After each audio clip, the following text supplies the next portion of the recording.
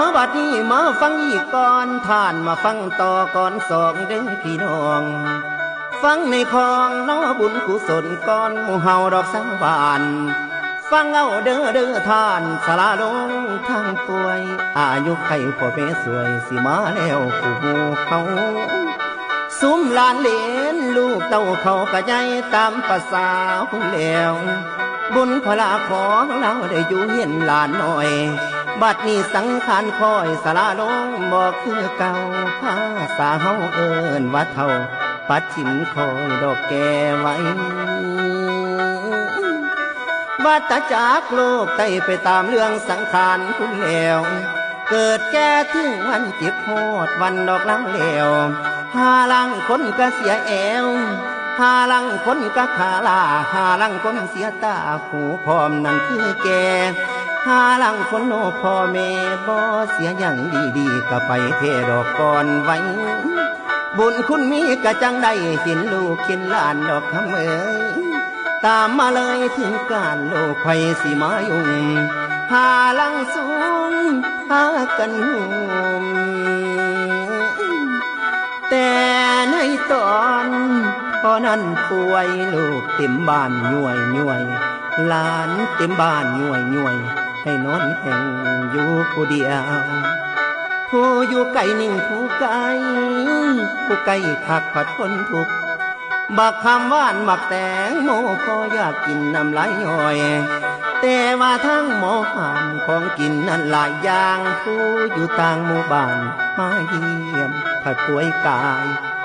กินนี่ยังกะบ่ได้บักองุ่นบักคำหวานลูกคำเอ๋ยลูกผู้ใดก็ถือมาเงาะทุเรียนขนมพร้อมกล้วยหอมงามล้นขนมกองไว้ข้างบอนอ่อนซ้อน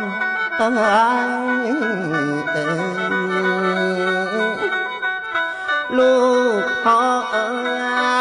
โอ้ยพ่อเหลียวกินก็อ่อนซ้อนแต่แล้วกินบ่ได้หูคอคอยมันบ่ตรงเด้น้องโอ้ยสวยตั้งแต่กูกินได้ก็บ่ถือมาเนาะบาดยามกูนอนแอ่งแม่งกินบ่ได้สูถือมาหยังกะดอแท้พ่อกะน้ำพอดีจ้อยโอ้โอ้โอ้โอ้โอ้โอ้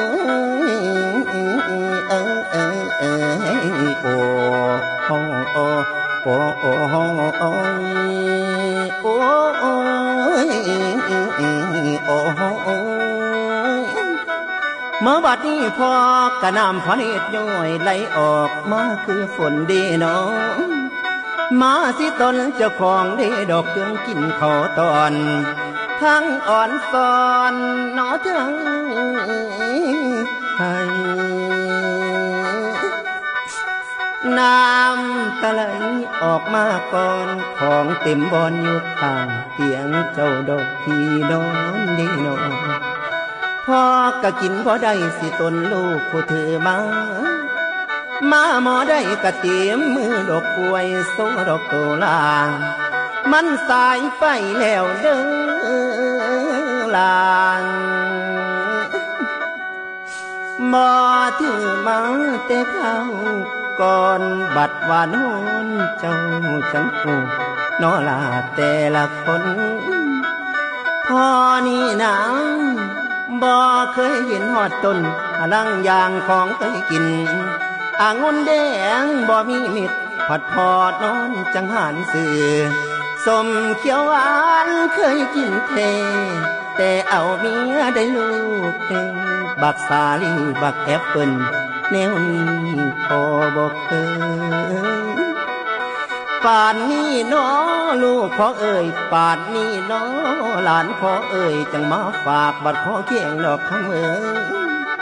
บ่มีแห้งสิกืนยังจังคอยเอามาป้อนอ่อนซ้อนเด้งอ่อนซ้อนเด้ง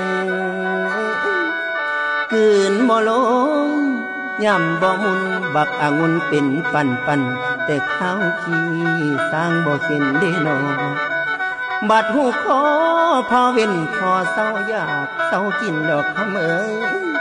จังพากันถือมาดอกมากมายน้อหลายล้นลูกลังคนมาถามไกลอยากกินหยังน้อเท่าพอน้อเท่าพอ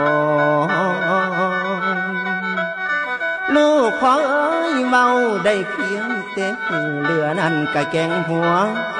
อยากกินบ่ต้มสัวอยากกินบ่บักคำหวานพอเอ๋ยอยากลาบฟันอยากกินอย่างสร้างคำดอกจำเนียมโยดีเดินได้ไปมาแต่เข้าก่อนกินแต่โค้งไก่ปิ่งป่าทูหน่อยอย่างดีคำเอ๋ยบาดพอโซจังสี่สั่งมาห่วงแท้ดอสูงแต่ข้าวกูขาแข็งเหงื่อแห้งยามเดินได้อยากกินหยังบังเศร้าหายเงินบ่มีโอ้ยสิซื้อเพิ่นพ่อแม่เศร้าอยากแล้วเมาว่าให้กินแต่กี้พออยากสิ้นบ่มีผู้สิถามหาลูกคำเอ๋ยอยากกินป้ามันนั่งกืนน้ำลายย่อยอยากกินหอยอ้อยแข็งเด่นเบียร์เย็นจะขวดไงลูกคำเอ๋ยลูกว่าเท่าแก่แล้วหาเรื่องสิเบาบัดเพื่อพอเศร้ายากแล้วไผกะเรามาถามอุทาหรณ์สอนใจหมู่คนดอกเขาตอนเป็นคนเป็นผู้หูข้อสัญญางไวอยากกินหยังก็เฝ้าให้ยามกินได้ให้พอกินยามกินได้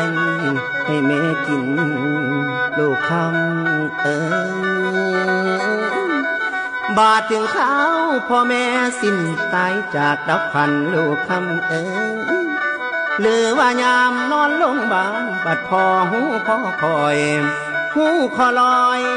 นอนลงแล้วแนวสิกินก็คือเบื่อนางไอ้นางกินลงไปก็บ่ได้กินลงไปก็บ่ได้ให้ฟังไว้แน่สุคนอย่าลืมทานพ่อแม่เฮาเด้อละนาง